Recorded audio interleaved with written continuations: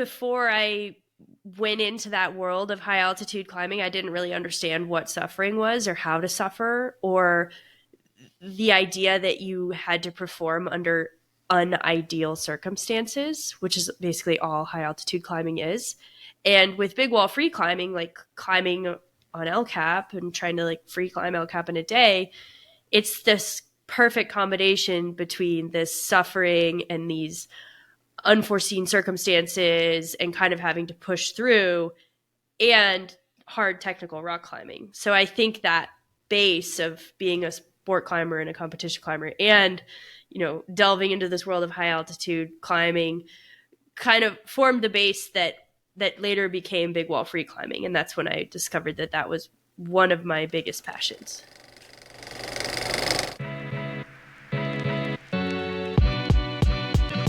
Hello and welcome to the Duffel Shuffle.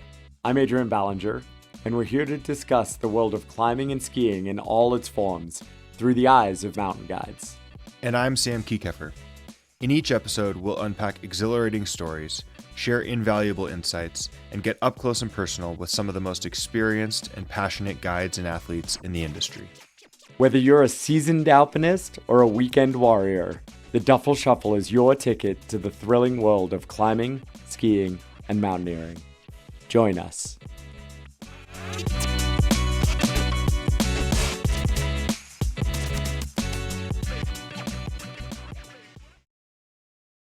Adrian, good afternoon. How's it going, Sam? Doing well. We're here on March 13th, recording episode 1. We're a few weeks ahead of schedule. This episode will be coming Behind out. schedule or ahead of schedule? Ahead of the schedule we just agreed on a few minutes ago, which is behind the original schedule. This episode will be coming out in early April, but we're going to start off each episode with some current events, talk about some relevant news in the world of mountain sports. Today, we've talked about a couple stories. First, we're going to start off with some tragic news out of the Alps. You want to share kind of what's been going on over the past few days? Yeah, so no personal connection, but I just came home from the Alps. Emily and I and our kiddo Arrow just spent 5 weeks in central Switzerland, based out of a town called Andermatt, which I'd love to just spend the episode talking about Andermatt and skiing in the Alps. Engelberg, remember? Engelberg. We're in Engelberg, right, and it's right. great The there. locals don't want us to tell any more people how great Andermatt is. That's another future episode, localism and people's stress around telling how awesome these places and sports are and encouraging more people to do them. I obviously fall on the side of let them come. Like these things change our world, and I want them to have the opportunity to change other people's world for the better as well. But that is not the subject of today's podcast, and I'm certainly not an expert on it. As I was flying home from Switzerland a couple of days ago, I started getting pinged by friends and some media wanting to make sure I wasn't involved with, or did I know anything about this accident that had just happened on the Haute route. So the Haute route is a famous backcountry skiing or ski touring route that goes from Chamonix to Zermatt. And it usually takes 5 or 6 days. People often do small sections of it as day trips. And some really remarkable athletes do the whole thing as one day, right? Almost like in a race type form. And this season in the Alps has just been a really great one. Relatively good stability from an avalanche perspective. Lots of big storms, punctuated with sunny days in between. That's what made it so much fun for me and Em. We don't know a lot of the details, and certainly I don't know specifics about people who are up there. But this unfortunate story or incident has happened where it looks like a group of 6 skiers, possibly in really lightweight gear, might have been racing or training, were caught in a storm close to the Matterhorn on the Haute route and ultimately killed, not by an avalanche, not by crevasse fall, it seems, but by the elements, by the cold. They probably planned on getting down from the big mountains before the storm that night came in. The storm came in a little bit earlier and caught them up really high with minimalist gear. And it looks, I believe, 5 of 6 have been found, and they probably froze, and might have tried to dig a snow cave to survive in. So it's this heartbreaking story, and of course, my heart goes out to them and their families and friends and communities, and I'm sure we'll learn a lot more details over the upcoming weeks. But two things jumped out to me when I'm thinking from a mountain guide's perspective, of what happened or what might have happened. One was that because of the incoming storm, helicopters were not able to fly and assist in the rescue. So a call for help did come in. It was still daylight, but helicopters couldn't get up to the area because of the winds, and probably low visibility. And that's something I constantly battle with is, Sam, so well, how big our backpacks can get if we prepare for every eventuality. And that certainly makes skiing a lot less fun. So every single day I go skiing in the mountains, I am conflicted with how much to bring versus how much pleasure to have out of my light backpack. And I'm not sure I ever get it right. For a while, I won't carry this thing, whatever it might be. And then I'll scare myself and I'll start adding it again. And then I'll feel too heavy for a while. And finally, I'll decide to drop those things again, whether it's a bigger first aid kit or a bivy shelter or a stove. And I think those are really interesting challenges that we have in our sport. We choose how big our safety net is every day. And I find it a difficult decision. Do you struggle with any of that? Yeah, I was talking with someone the other day about how you have a near miss and your kit grows, and then over time you don't have any incidents, and that kind of slims down, and it's this constant up and down. I had an incident that I was a first responder on Shasta last year. I was guiding a client, and we came across a gentleman that had spent the night out with no overnight gear, Oof. and he was so hypothermic that he wasn't shivering. He'd taken his boots and gloves off because he thought he was hot. Yeah, that's far Um, along. and I had a bivy sack that I always carry when I'm guiding in the big mountains. And we were able to put him in that bivy sack. And then fortunately, he had a jet boil in his backpack. No tent, no sleeping bag, but he had a jet boil. We were able to get him some warm fluids, and eventually he was shivering. We got a helicopter to come and hoisted him off the mountain. But since then, I've started guiding Shasta with a little jet boil stash stove. Obviously, we bring that to camp, but typically I would leave my stove at Mhm. camp for my summit push. And, this, I don't know how many grams it is, but it's fairly light, maybe a half pound with a small, and I'll run this, I have a small 4-ounce fuel canister that I'll even take some fuel out of to Mm. lighten it up. But just having this one little item, I think really made the difference in saving his life. And since then, I've started carrying it. We'll see how long I can last before I ditch it from the kit. Yeah, But exactly. Right. yeah, I mean, a tragic accident out of the Alps, and obviously we're there's a lot of speculation. We don't have many details at this point, and there may never be details. But it is interesting. You ski in the Alps, and the helicopter rescue is such a prevalent thing that a lot of people in the Alps are ripping around in some of the biggest terrain that we ski in with some of the smallest packs that you see in big terrain. And there's this reliance, you ski the Vallée Blanche, and a helicopter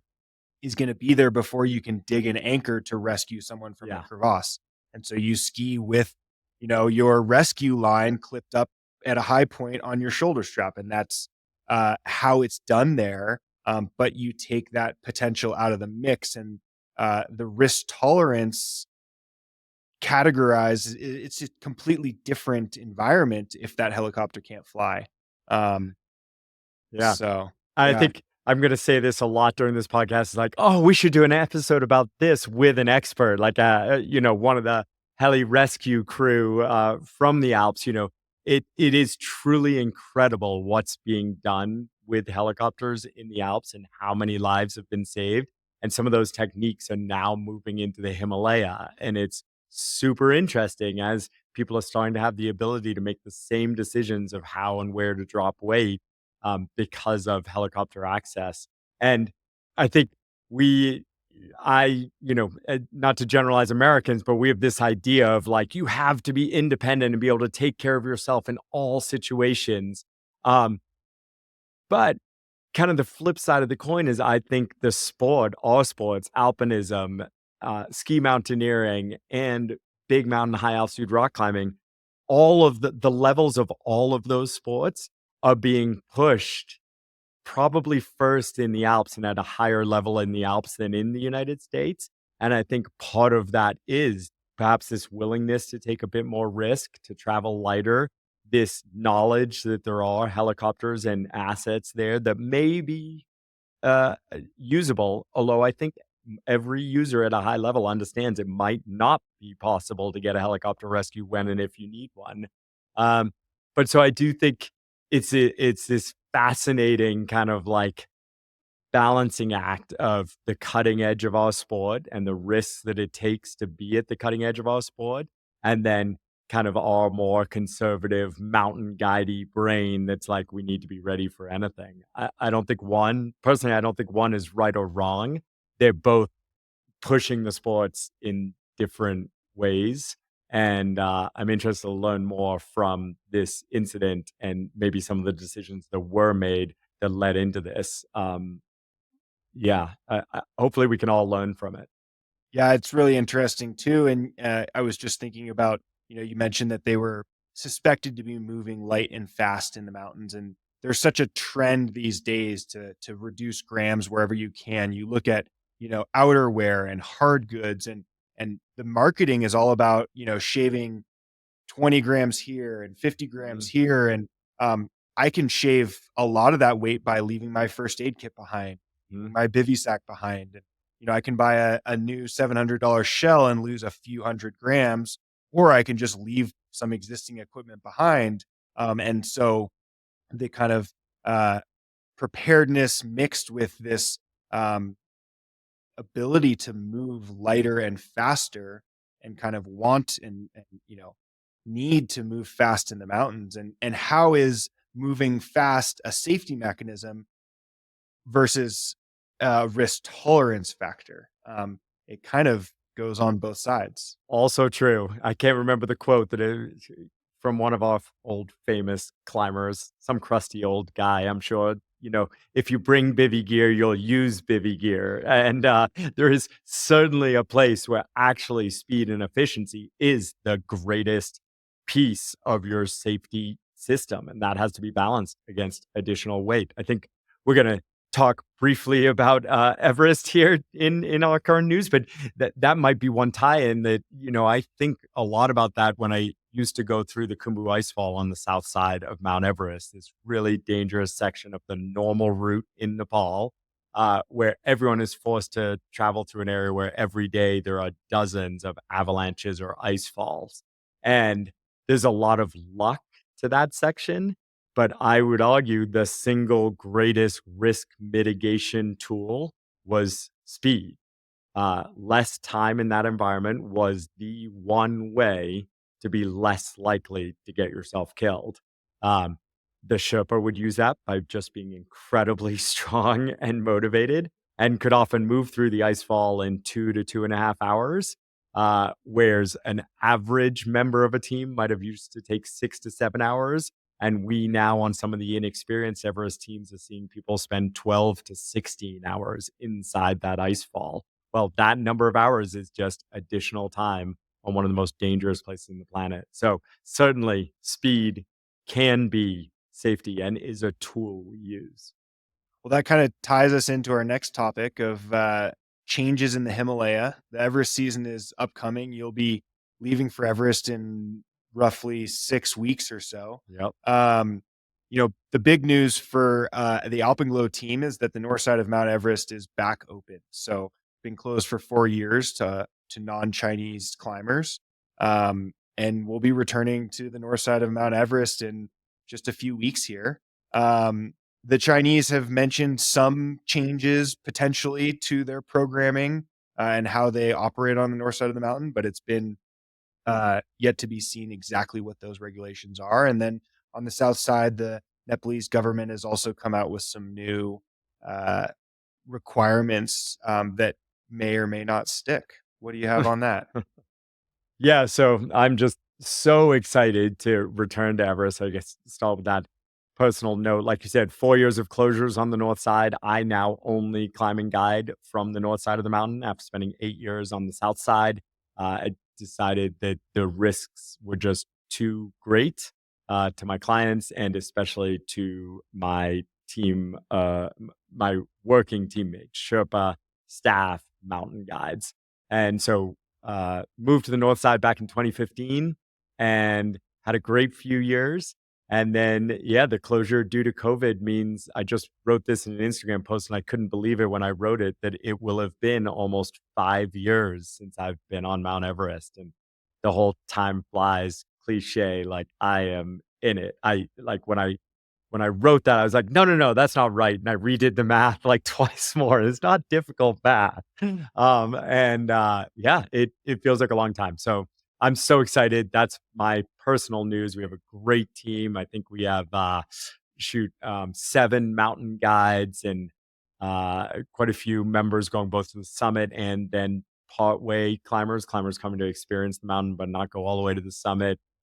14 Sherpa joining the team. It's just going to be wild to all be working together again for this common goal. But your question was about what's news or current affairs.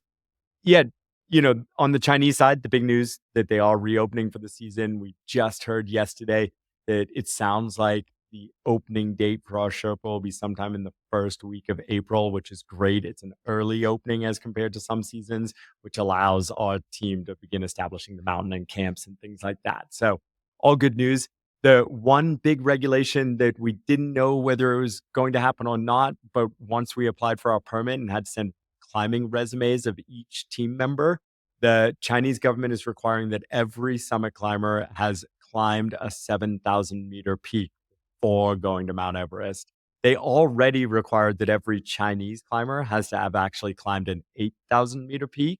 So one of the 14 mountains in the world that are above 26,000 feet tall or 8,000 meters. It's interesting to me that for foreign climbers, they're not making the same regulation. They're saying 7,000 meters or 23,000 feet, which should include mountains like Amadou Blanc, Aconcagua, things that are almost 7,000 meters and are common training peaks for the Himalaya. Alpenglow has already done this for years. We require our climbers to have a number of 6,000 meter peaks and then a 7,000 meter peak. And if in the group trip, an 8,000 meter peak. Experience is the one single most important thing for success and also enjoyment. And finally, for safety of you and your teammates. So this new rule doesn't affect us directly in terms of our team members, but I believe it will affect who's on the mountain and the overall safety and competency of people on the mountain. And I am so excited to see that role. And I hope they extend it all the way to 8,000 meters in the future. The downside of that rule and the fact that they are actually enforcing it is people who don't meet that regulation. Some will choose not to just go and get that requirement to climb on Aconcagua or some other mountain first. They'll choose instead to go to the south side of the mountain, to Nepal, where there are no experience requirements of the climbers or the working Sherpa and guides or the expedition leaders. And Nepal is famous for each spring doing a big PR push of new rules on the mountain. We're seeing the same thing this year, but there are no new rules around experience requirements for the companies or the climbers. And I'm sad to see that. The rules that we are seeing, we know most probably won't actually be instituted, but a couple worth maybe hearing about. One is they're requiring everyone to wear, they say, GPS chips while on the mountain to make rescue easier. There's been a lot of joking going around and memes in our tiny little fishbowl world of 8,000 meter peak climbing because they said the GPS chips will cost around $15 each. So we can pretty much assume that they're not GPS. They're probably Reco reflectors. Without going too in depth, these are a system that have been used in the past, especially for finding people in avalanches. They're not as effective as avalanche beacons, but they can, with this special device that's used for searching, often from a helicopter, they can help to find someone who wasn't wearing an avalanche beacon. They have been found with lost hikers in the past as well, again, using a helicopter. I think there's nothing wrong with requiring climbers to use them on Everest. I think the application will be limited because a helicopter with the searching device can only fly to about 7,000 meters. most climbers who get lost are not below 7,000 meters. They're on the summit day, much higher than that. And then it's really impractical for any handheld type device to be in the right place at the right time to try to find someone above 7,000 meters. So not a bad rule, but not a rule that I actually think will effectively limit what happened last year, the deadliest year on the mountain when 18 climbers were killed. And when most of us agreed that a majority of those killed on the mountain were avoidable accidents, but they would have been avoided through experience of the climbers themselves or better decision making of the guides and expedition leaders that led the teams that had those fatalities. And the new rules from the south side of Everest aren't addressing either of those two things. So I've talked a lot. Sam, regulations, you want to talk about any others or have any thoughts on those? I mean, another one that I had heard about, and I don't know if this is stuck or if this was maybe a rumor, but that the Nepalese government will require that each team remove any bodies, any fatalities from the mountain. And, as coming from it from a human standpoint, that seems quite logical. Obviously, there's a lot of factors of, the effort and safety required to remove a body from, that 8,000 meter range is not quite as practical or logical as the rule itself. Is that rule still seeming to be stick? Is it going to stick? And how will they enforce that? Is that even feasible? Yeah, it's all about enforcement. And it's certainly not a bad desire to bring bodies of lost climbers down. It should be a goal. As you said, it can be incredibly dangerous in the icefall. I've attempted body recoveries for other teams in the icefall and spent hours digging through the ice to try to recover bodies. And most of the time, I think what I was probably doing was unduly risking my life and the life of Sherpa teammates who agreed to go up and help. And we never should have been there. So I think there are places on the mountain where we should definitely not be recovering bodies. So, yeah, it's not a place that I think Nepal should be focusing energy. I do think they should be focusing on removing trash and human waste. They placed some new rules on the mountain, including everyone now has to poop in plastic bags called wag bags and bring those wag bags down. That's something Alpenglow's been doing for 15 years. It's just common sense. So really happy to see that expanded to all teams. Of course, the challenge is how to enforce it. Argentina and Aconcagua is a good example of this. They began regulating and requiring this a few years ago, just like Denali did here in the US. And in Argentina, you actually weigh your poop when you come down. And it's not an exact number, but we had this many climbers for this many days. There should be an estimated this amount. And if there isn't, there's really significant fines for the company that was running that trip and the risk of the company being removed from the mountain. And that's what's missing in Nepal is actual pain if you don't follow the thousands of regulations that have already been put in place. This one to remove poop, amazing, important regulation. Now we need to hear what are the penalties and how will they be doled out or enforced if teams don't, follow the new regulation. So stay tuned. A lot of interesting changes. I think there's the right sentiment, right? They're trying to address some of these issues that have been seen, particularly on the south side of the mountain. Most of the media that we see surrounding Mount Everest comes from these situations that occur on the south side, although the media doesn't always address that as such. So they're trying to do the right things, and with a little more effort, they can make some change. So 100%. I just want to agree with that. Like Nepal's heart is absolutely in the right place. And they have an incredibly difficult job, which is trying to manage one of the harshest environments on the entire planet, of which there is an insatiable desire to go to and incredibly high costs to do safely. It's such a difficult challenge. And Nepal is faced with so many other challenges politically and the health of their population and how to grow. Like, wow. And so I do want to support Nepal in, they want this mountain to be pristine. They want Mount Everest National Park to be a place that the world wants to visit for the incredible thing that it offers, trekking in this remote environment where the tallest mountain on the planet exists. So you're so right, Sam, and it's easy for me to get on my soapbox and start talking about all the problems and maybe losing sight of the fact that Nepal is heading in the right direction. It's a hard road, and I and we in the guiding community should be supporting their efforts. Well, a lot to be seen around the season. We'll be talking to you from base camp and maybe higher on the mountain, depending on our tech capabilities. So looking forward to following the Everest season with you there in the thick of it. Absolutely. Me too. That's the news. Coming up, we have our first episode interview with Emily Harrington. Today's podcast is brought to you by Alpenglow Expeditions, a Tahoe-based guide company with an international reputation. In its 20th year of operations, Alpenglow leads the highest quality expeditions in some of the world's greatest mountain ranges, from California's High Sierra to the rugged Himalaya. Alpenglow runs more than 40 international expeditions per year, as well as offering a full menu of guided ski and climbing courses throughout California.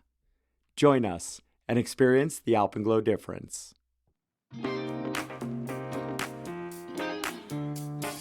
Today's guest is Emily Harrington. Emily is a mountain athlete. She's known mostly for her rock climbing, but I like to talk about her more as a mountain athlete because she's done so much more than just technical rock climbing. Emily started out as a sport climbing national champion. She won a handful of national championships here in the United States. She's won the Ouray Ice Festival. She's summited Mount Everest and Cho-Yu. She's skied at 8,000 meters. She's attempted new routes on alpine peaks, and she's free climbed big walls in Yosemite. She's also a mom, which a lot of people like to talk about these days. Emily, welcome to the Duffel Shuffle. Thanks for having me, you guys. This is Here, so as fun. always, with Adrian. Yeah, I'm very excited for this guest. Really looking forward to learning more about you, Emily Harrington, and drinking wine across the room. Emily's our first guest on the Duffel Shuffle, and it's a unique one in that Adrian is married to Emily. So we have a little inside scoop on a lot of what Emily Harrington is all about. But Emily, makes it I think, fun and also very intimidating. This might be my hardest interview of the season. Well, we want to record the conversation after the podcast too. That'll be like the bonus episode. Yeah, that's fine. You always get the best nuggets after the recording is over. So just don't stop the recording. Perfect. Pro so tip. Emily, tell us a little bit about where you are right now. We are in Andermatt, Switzerland. It's in the southern Alps. It is the ski area that we've come to 3 years in a row now. And we absolutely love it. It's kind of like a not crowded Chamonix. Don't tell anyone. You just told everyone because everyone listens to the Duffel Shuffle. It's pretty funny. We've actually had locals for the first time. This is our third year coming here. And for the first time, we've had locals here be like, maybe stop tagging Andermatt in your Instagram posts. And one of them was like, actually, can you just tag Engelberg on everything, even though we're in Andermatt? So we're now in Engelberg, Switzerland, and having a great season. Yeah. Engelberg is way better anyway. Yeah, they get a lot more snow there, I heard. So and the skiing's radder. Awesome. So you're on a ski trip. Yeah. Every year you do a big ski trip. Yep. And I think that kind of ties into the Duffel Shuffle. Every time I've been to your house, there's a duffel bag in the entryway. It's either being packed or unpacked. You guys are constantly on the go now with a little one in tow. And a big child that comes with you as well to help out. Yeah, that's true. But the reality is, you guys are doing more than just rock climbing. You're skiing, you're climbing big peaks, you're going sport climbing, You're going to Yosemite to climb big walls. You really are known as a technical rock climber, but you embody so much more. What inspires you to just spend every day in the mountains? I think I like the variety of what each discipline teaches me. And I get I don't get bored, but I get satisfied with one discipline after a short period of time, or a relatively short period of time, and then I want to shift and go to something else and be challenged by something else. So, yeah, I guess just keeping it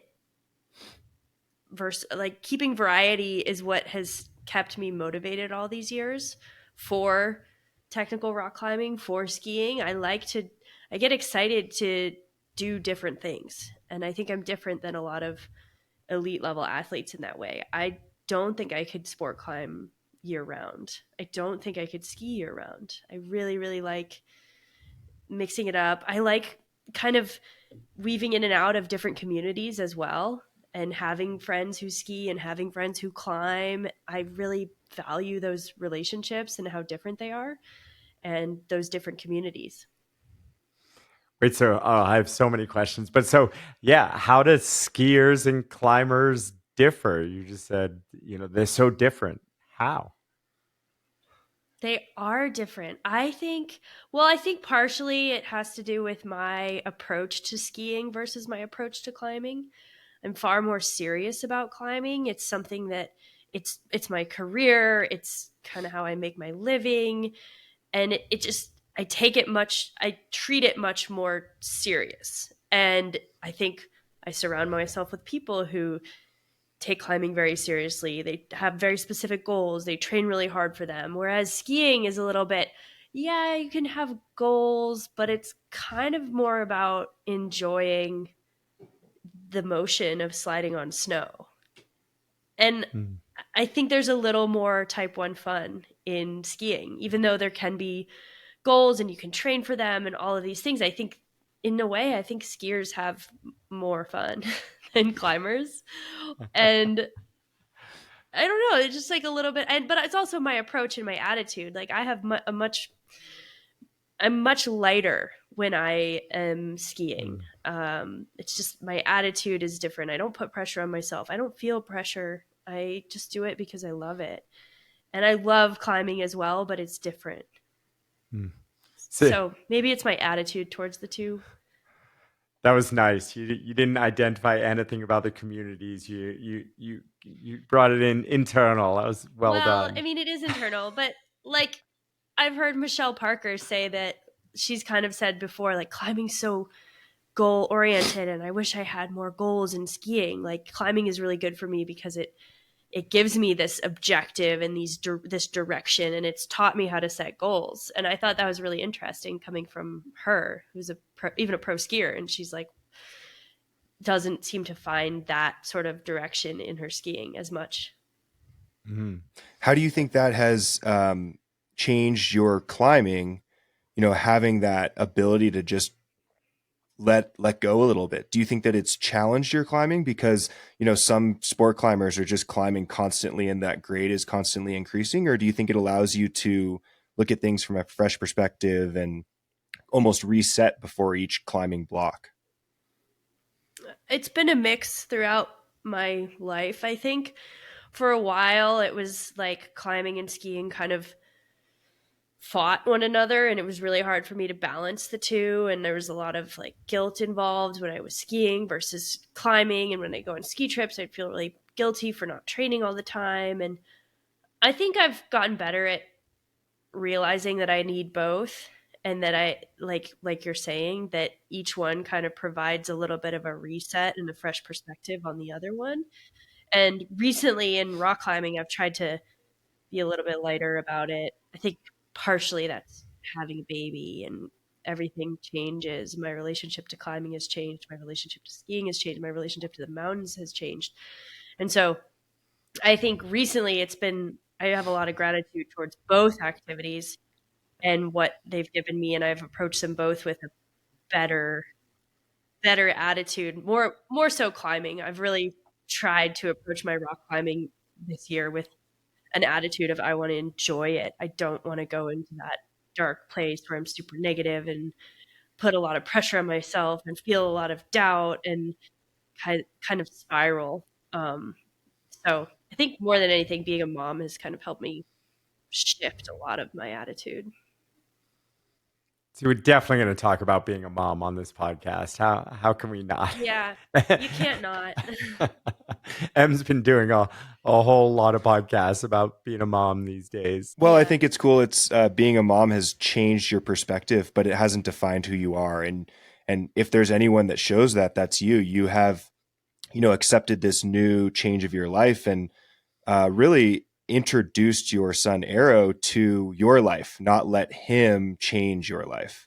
And I think that's the coolest part. And certainly your risk tolerance and things like that it's fun to talk about how that's changed. How has this impacted you? But I think how you're raising your child is more interesting than what your child is doing to you. Yeah. I mean, we're doing our best. We don't really know what we're doing, but we're doing our best. And so far it's working. But yeah, we're trying to introduce him to climbing and skiing because we love it. And so he's around it all the time right now. And when he's old enough to make his choices, hopefully he gravitates towards the mountains. But you never know.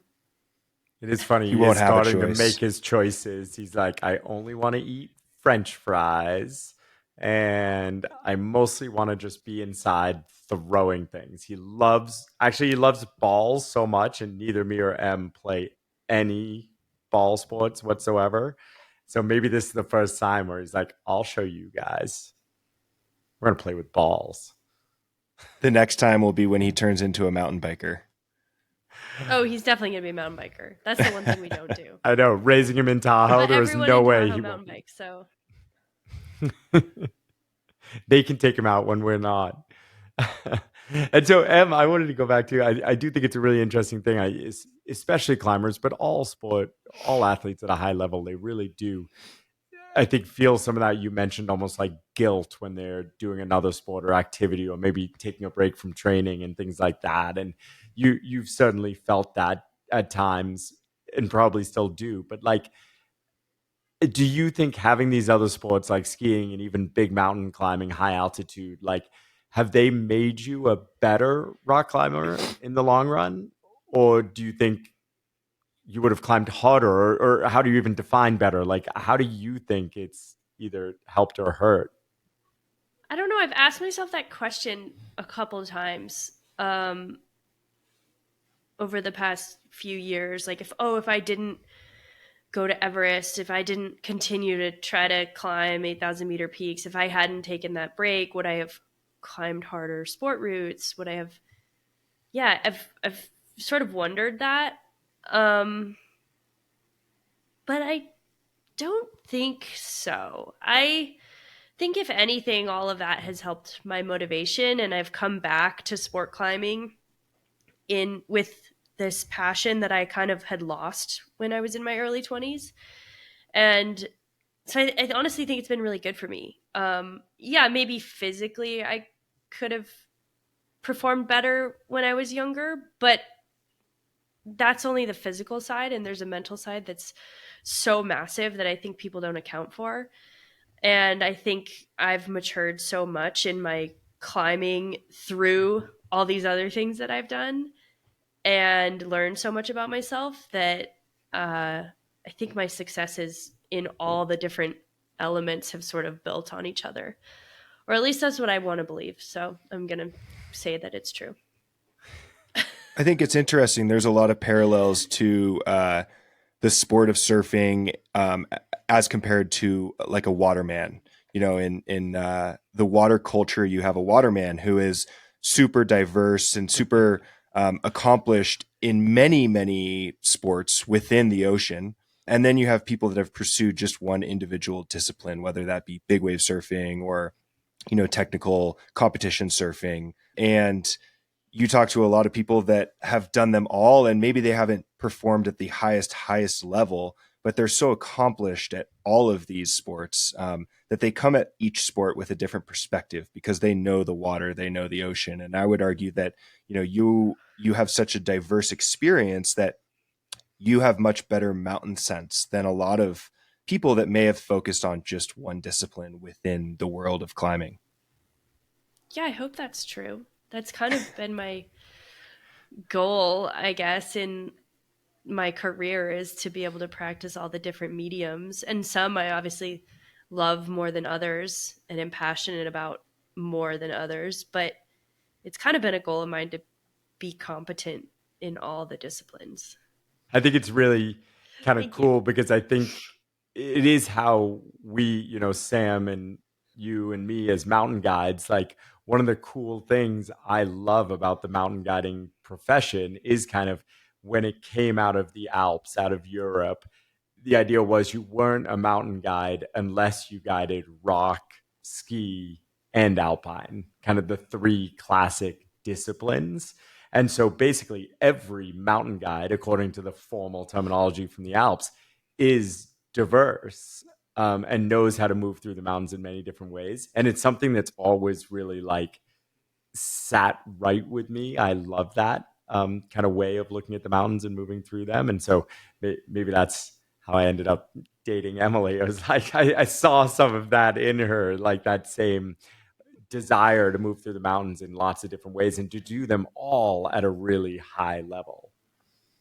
Yeah, absolutely. Well, I think that's kind of what I learned from my relationship with you, Adrian, is that sort of respect for all the disciplines and competency in all the arenas of, mountains. And so, over the last 11 years, 12 years, however long we've been together, I've sort of like so long grown to really respect that and appreciate it. And so I think I do have this different perspective because I'm constantly surrounded by the guiding world and mountain guides, and I understand how it all works in Europe versus the US. And so I've always had this perspective, even though I'm not one myself, that is in my opinion, kind of the best approach to the mountains, is to be well versed in all the disciplines. This is also why we're going on a bouldering trip this summer, because certainly it is not the discipline that I excel in within the disciplines of climbing. How about you, Emily? How's bouldering? I am going to try to be a boulderer this summer. I know I really do love bouldering. I think it's one of the best ways to become better at rock climbing and to become stronger. And when I'm in the gym, that's all I do is boulder. It's what I prefer to do. I love going by myself and just bouldering. Outdoors, it's a little bit different. It's a little bit more logistically challenging, I think. And we just have to get into the mode. But I'm excited. I am excited because I'm one of those people that I want to be good at all the disciplines, and I want to do something that I'm proud of. And so I'm excited to go to Rocklands. We're going to South Africa in July, and it's going to be awesome. We're going to spend 3 weeks wrestling boulders. And why South Africa? It's just another part of your mountain sense. Bouldering is another part of my mountain sense. Yes. I think, right? It is. I mean, bouldering originated in Europe as a way to train for mountains. So yeah, it all is a pyramid.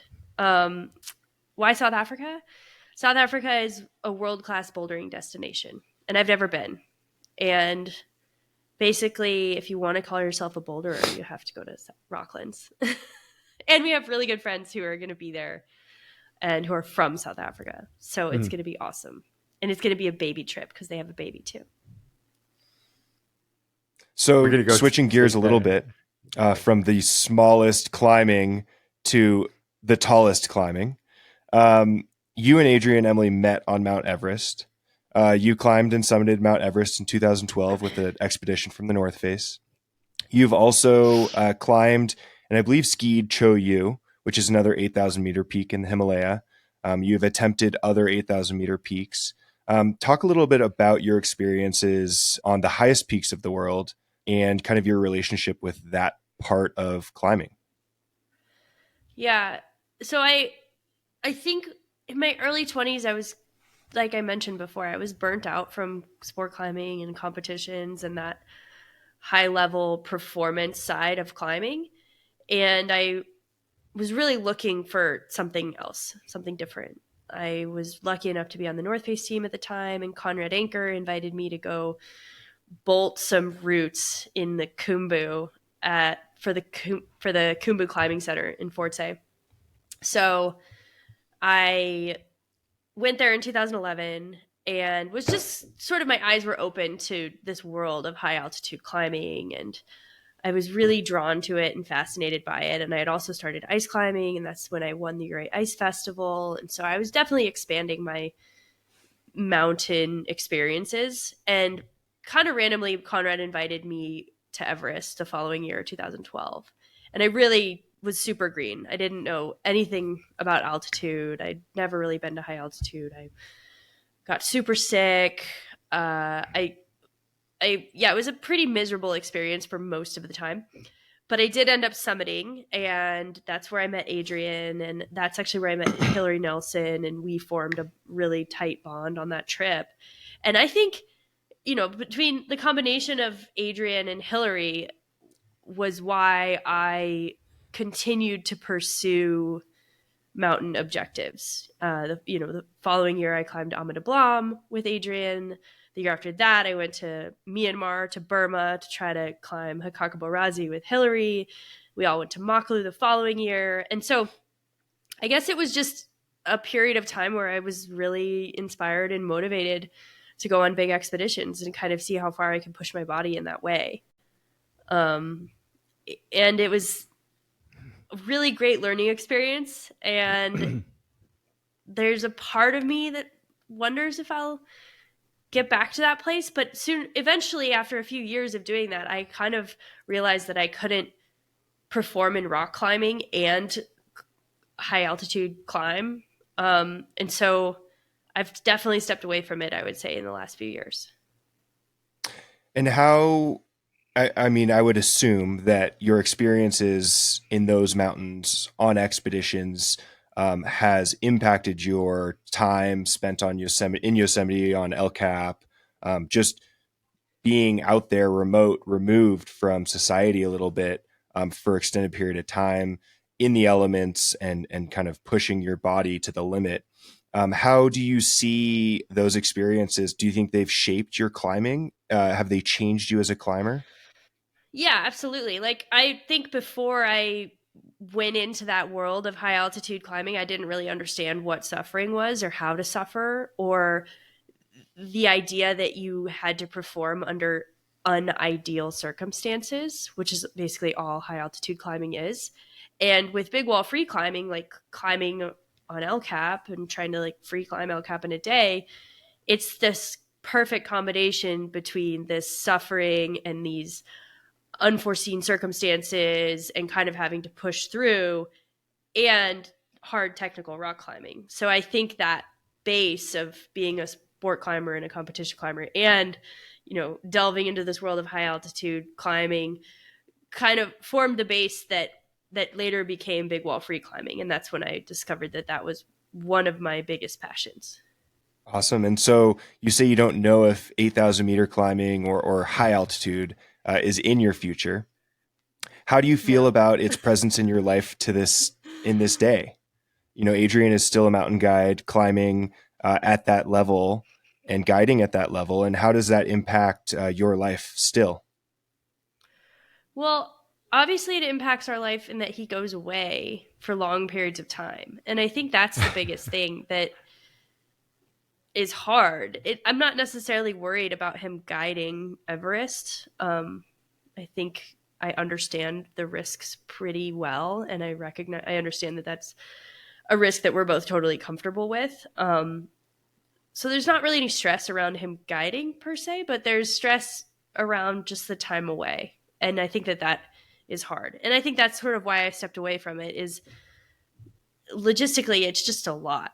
And it's a lot of buildup. And then the trip is a lot. And then there's a lot of recovery time that you kind of, I guess, don't really recognize until you're in it. And so it's several months out of the year of prep time and being on an expedition, and then the aftermath of it. That's really hard on the person, but then also like the relationship. Yeah, where do you? absolutely. There was a number of years that we called Everest Steve, because Em was like, if I ever hear the name Everest again, I'm gonna like break up with you and walk out of the house. And I can't even remember where the name Steve came from, but Everest was Steve for a long time. And where are you on the love-hate scale with Everest these days, Em? I think everyone affiliated with the mountain moves along the scale. Where do you sit these days? Yeah, we called Everest Steve because it was just like this annoying, like giant like presence that feels sort of unnecessary, and it annoyed me for several years because there was, 6 months before you start planning the trip, and the trip from the previous year was over like a month before that, so it's kind of just this all-consuming thing. And I think I'm in a place where I'm less like that now because Everest for Alpenglow has been canceled the last few years, so I haven't been surrounded by it for since before COVID. Which I'm sorry for that, but it was sort of a relief. The most devastating thing that's happened in my like personal and professional life. Em's like, and I'm just like, sweet. yes.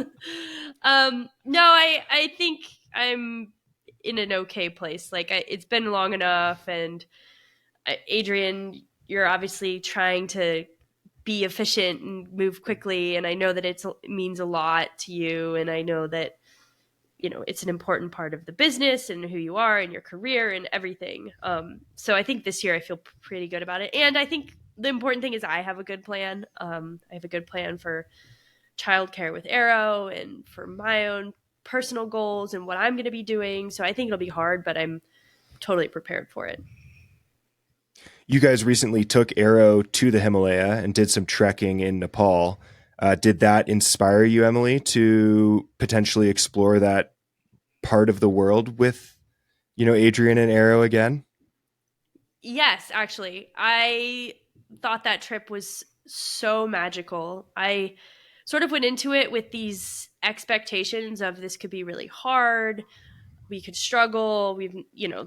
This is kind of a crazy thing to do with a 1-year-old. And it turned out to be just one of the best trips that I will cherish forever. And I think I said it the other night. I was like, I think we should go back to Nepal every 2 years with him and do some sort of trek, something that neither of us, that we haven't done before. There's a lot of stuff I want to see in Nepal that doesn't involve high mountains, more like trekking and just random stuff that I think would be so fun to do with Arrow. And I do want to make it a goal to keep bringing him there. And I think it would mean a lot to the Sherpa that work for Alpenglow, Dorje, and everyone who grew close to him on this trip. So it is something that I really want to continue to do, is keep going back to Nepal. But I don't know if I'll ever climb a big, big mountain again. Well, that kind of leads me to my next question. In 5 years, if you had to describe kind of Emily Harrington's career in the next 5 years, obviously your current pursuit is bouldering at the highest, most extreme levels. Let's not go that far. What do you think the next 5 years will look like for Emily Harrington from a professional standpoint? And is there any part of climbing that you feel like you want to explore in the next 5 years? Should we talk about like the 3 more kids? 4 more kids? 5 more kids? We're gonna do that. Triplets? No. Yeah, I do. I have like a good list that I would be ecstatic if I got any one of these things done on the list. I do have some goals that I've set for myself. I actually came back from pregnancy and postpartum stronger than I've been maybe ever, which is a weird feeling and a cool feeling and kind of like a stressful feeling, because I'm like, oh my God, I should use this strength for something. And now I'm on the ski trip. What am I doing? But I'm hoping to climb my hardest sport route So that would be like 14C. And then I'm hoping to climb my hardest boulder problem, which really shouldn't be that hard because I've never really tried a hard boulder problem. So I think I'll achieve that one. And I'd love to continue to free climb on El Cap. And basically, I'm trying to tailor my goals around what's logistically a little bit easier nowadays. And that does involve like less big, long expeditions and more sport climbing and climbing in Yosemite and bouldering and stuff like that. Because I really haven't been ready to leave Arrow for long periods of time, and I'm not sure how it'll go in the next few years. I'm sure I'll be ready to go on some type of expedition, but I don't think it'll be like a big mountain expedition or anything like that.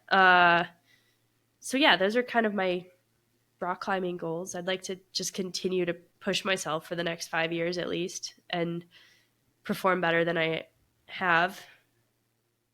Bringing it full circle and heading back to sport climbing at the highest level. Yeah, exactly. Where it all began.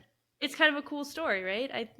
I'm really motivated, and I'm really enjoying rock climbing more than I have in a long time. I've taken a much more structured approach just because I have less time now. So I have a coach, and I actually do both like physical training and mental training, which has been really cool. And it's kind of made me realize that I don't actually have to climb or train as much as I used to in order to perform better. It's more like quality over quantity. So that's been a really fun realization. And then I do want to continue to ski and be a good, proficient skier and go on big ski trips and do things that I'm proud of. Yes. And maybe tell us a little bit about who you're working with coaching wise. You mentioned both mental and physical training. What does that look like, and why now? So I do lattice training, which is, I feel like they're kind of like the uphill athlete of rock climbing training. It's kind of like all the professional climbers now do it. And they're very well respected. Their kind of depth of knowledge is really good. They have a lot of really smart people who really dig into the science of training. And so I'm training with this girl named Madeline Cope. She's British, and she's also a really accomplished rock climber. And she really helped me through the whole postpartum process and kind of building me a program to build back my strength. And it's been really effective. It's been awesome, honestly. I've always felt like I sort of knew how to train. But I think a lot of things that I was doing were inefficient and even maybe unhealthy in some ways. And I've never really been injured, which is pretty lucky for me. But I just feel like I train with much more purpose, and I can do a lot more with a lot less time now. And then my friend Hazel Finley sent me her whole catalog of mental training. She has basically a mental training platform called Strong Mind, and it's also really amazing. And she's super smart and kind of dives into the whole mental side of performance and athletics and the science behind it. And I really love it. And then I also work with a mental health coach. So there's a lot there. Awesome. Yeah, it's been really good. And do you think, could you have benefited more from things like that or as well in your 20s? Or do you think this was, I was on a very similar path. I didn't start working with coaches until my 30s, kind of mid 30s. And I think for me, at least, it was this fear of potential decline. Then I was like, oh my God, I need help. And I got a nutritionist and I got a coach and started working in the gym and doing all these things that I just totally made fun of in my 20s. Obviously, I wasn't in the same structured pro comp climbing world you were. But do you think it would benefit younger athletes to start trying to integrate these things into their programs earlier? Or was your path kind of the way? I think so. I mean, I think it depends on the person.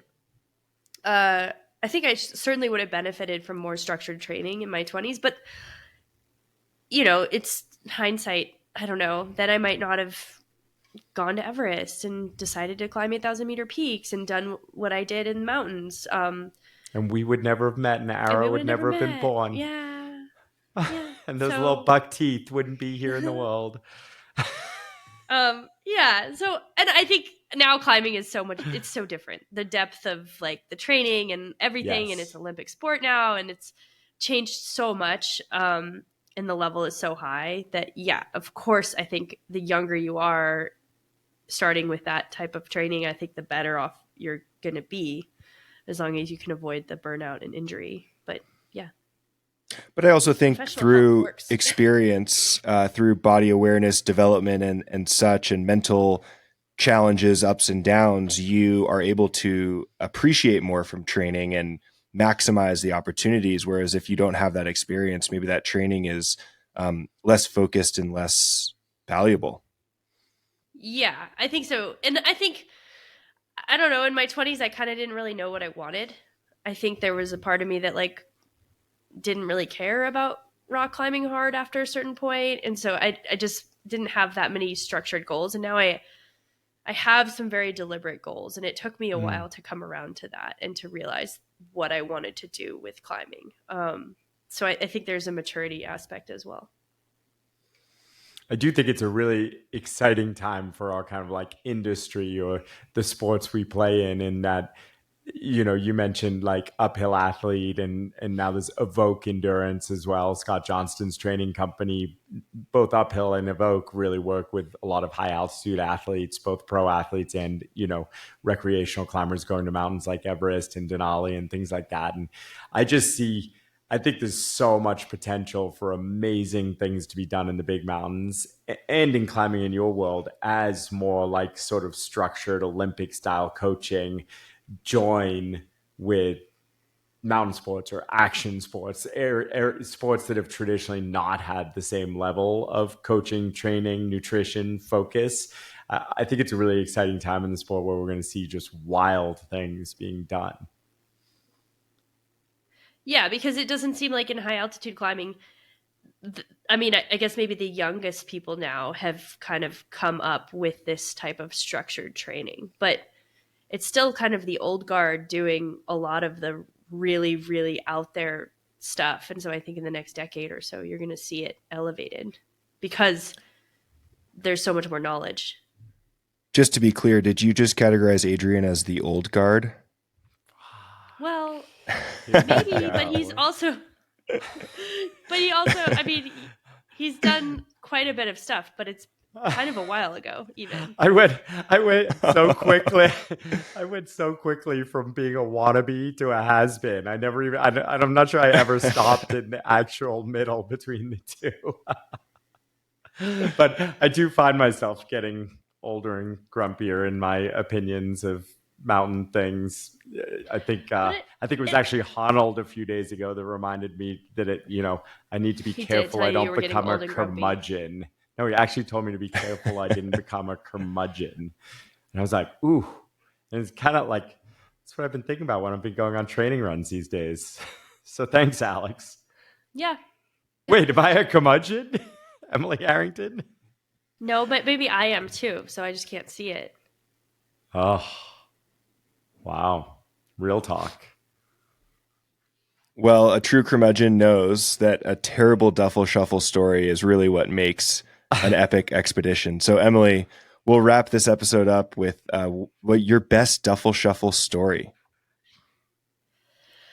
I think I would have to say it is 2014, this sort of doomed expedition to Myanmar for National Geographic and the North Face.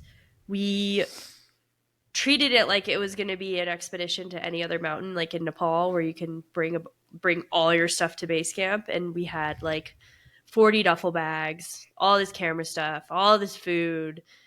And we got to the trailhead essentially, and there was like 7 porters.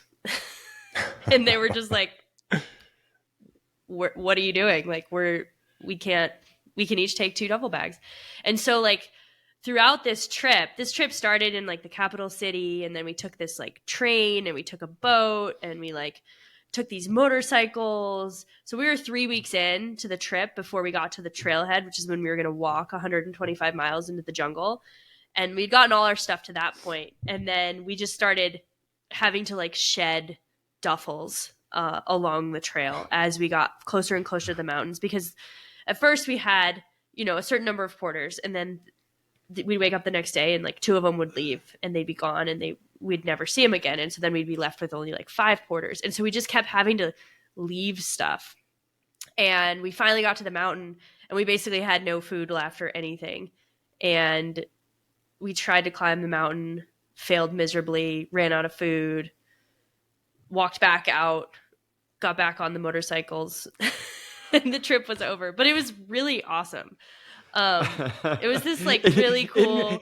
Wait, I'm going to add in here. In retrospect, it's really awesome. So this trip, Emily and I had just really started dating, and I think I had a canceled expedition or something. So I was on a beach in Thailand for like the entirety of this, I don't know, 7-week long expedition. And Em would call from the satellite phone, just like, this is the worst thing ever. And I'd be like, well, I'm eating curry and drinking.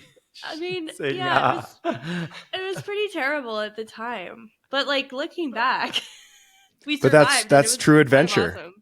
Yeah, and yeah, we basically tried to climb a mountain with no food and no gear, and didn't end up climbing.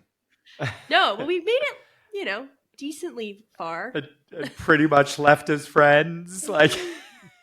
Yeah, I left as friends with everyone, mostly.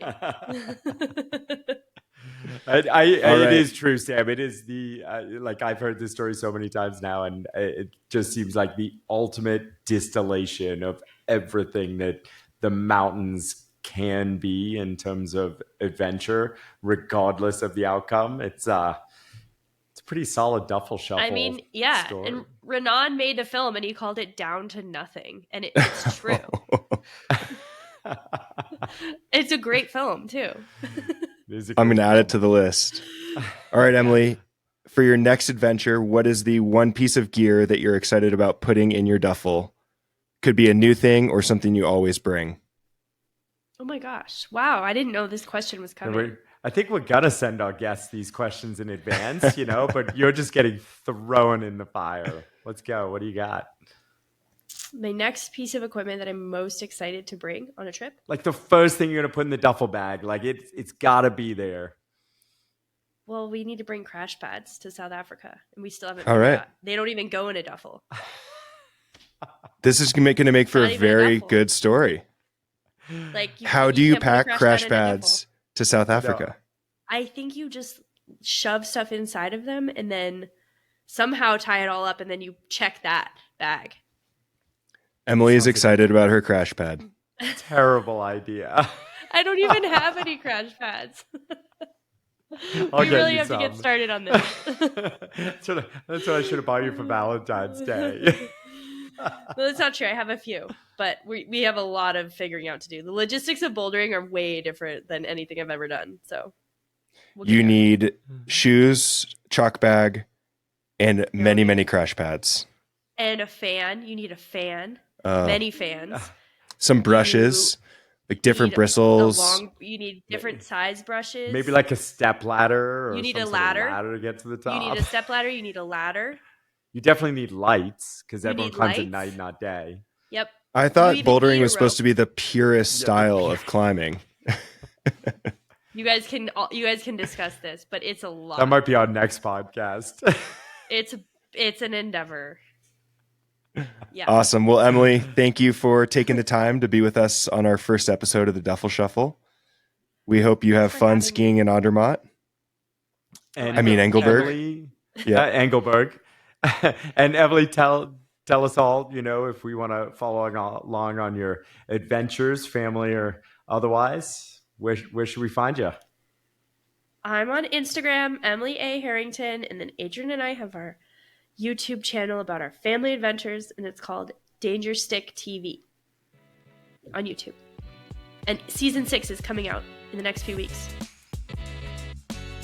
Thanks for listening to episode 1 of the Duffel Shuffle with Emily Harrington. If you enjoyed the episode, please subscribe on your favorite podcast platform and leave us a review. Our next episode will drop April 16th. We'll hear from Ecuadorian mountain guide and Black Diamond athlete Topo Mena. Topo talks about his life in the mountains, a recent accident paragliding, and his ongoing recovery. And until then, we hope you enjoy some time outdoors.